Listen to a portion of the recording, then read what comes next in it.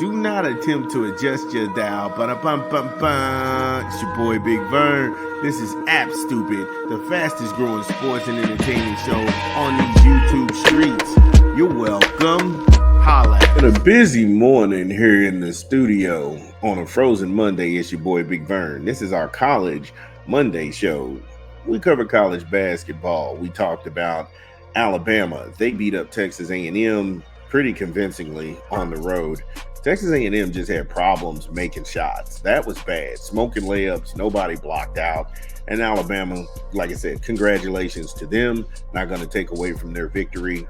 Also, Mark Pope and the Kentucky Wildcats, they were on fire. They were on fire.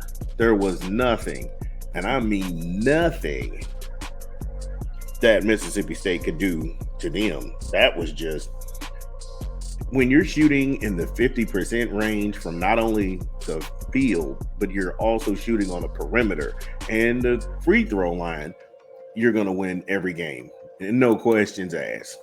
So from the SEC, we go to the Big East and UCONN versus Georgetown. So to me, I was watching this game, and UConn, being the two-time national defending champions, they had kind of a turbulent season so far at 12-4 coming into the contest. How would they fare against the Georgetown Hoyas, a well-coached team by Mr. Ed Cooley? His teams are they hustle up and down the court. They never have a never say die attitude. And so I was really curious to see how this was going to work. Now, right away, you can see Georgetown will be a threat in about a year from now, but not tonight. Yeah, they will be good, but tonight is not their night. Now, the Hoyas, they shot 38% from the field, going 19-14, and that's not going to beat UConn. That's not even going to beat some high school teams out there. They have to make more baskets. You got some of these kids on NIL. You can't tell me these guys can't make baskets and you're paying them millions of dollars. That is atrocious. They were a bit better from the perimeter, shooting 46%, 7-15. They won the rebounding war on both ends, offensive and defensive. But, I mean, you had no choice. When you can't make buckets, you got to make this an ugly game. You have to get down on the defensive end. Block out, take advantage of the mid-post, the block. You can even take advantage of the dead corners if you got to. Look, give me a quick 20 from a rap album we're promoting this month. This is Big Vern. Drop the spot. Dun, dun, dun, dun, dun, dun. It's your boy Big Vern pushing another rap album this month. Killer Mike.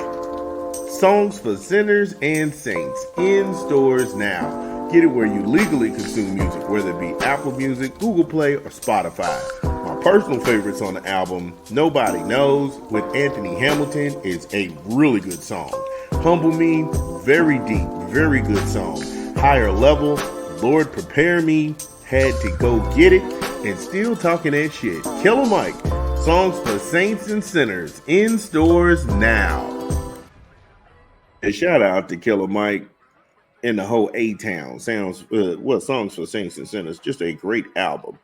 Now, the ball, it didn't lie on the wings or the edges. The Hoyas, it was a lot of one-on-one basketball, and they got beat down by 20. But again, when you have young guys that haven't gelled together, you're going to see a lot of that. Now, Alex Caravan, he was doing what he does, being a facilitator and making the right read and the pass inside the elbows.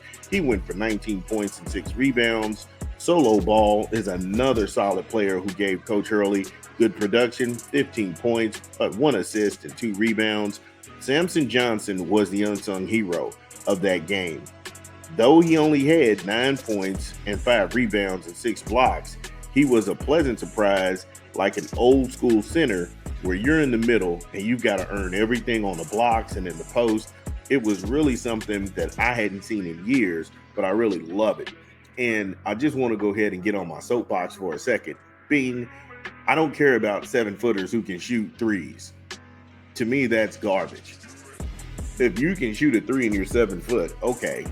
If you can protect the rim and you can stop them from scoring and you become a threat, that's even better. That's even better.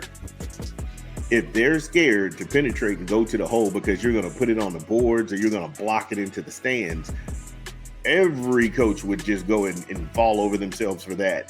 They got guards for that. They've got two guards. They got small forwards. And what you're starting to see a lot in college basketball, they're starting to either run three guards and two forwards, or they're running three forwards, two guards. They're really trying to phase out the center position. But if you're going to win any kind of championship, you need a big man. The road to a chip goes through the big man. Soapbox off.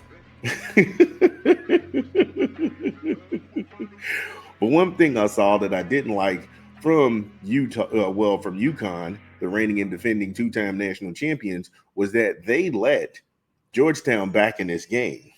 They let Georgetown back into this game because once Caravan, he drops that three ball, he puts the Huskies up 61-39, and that was at the 9-minute mark of this game. So you mean to tell me they eased up for 9 minutes and only scored 8 points in that stretch? Now, credit to Georgetown for not giving up, but if I'm UConn, I had enough time to just blow this thing wide open, and I let them back in it because the final score was 68-60.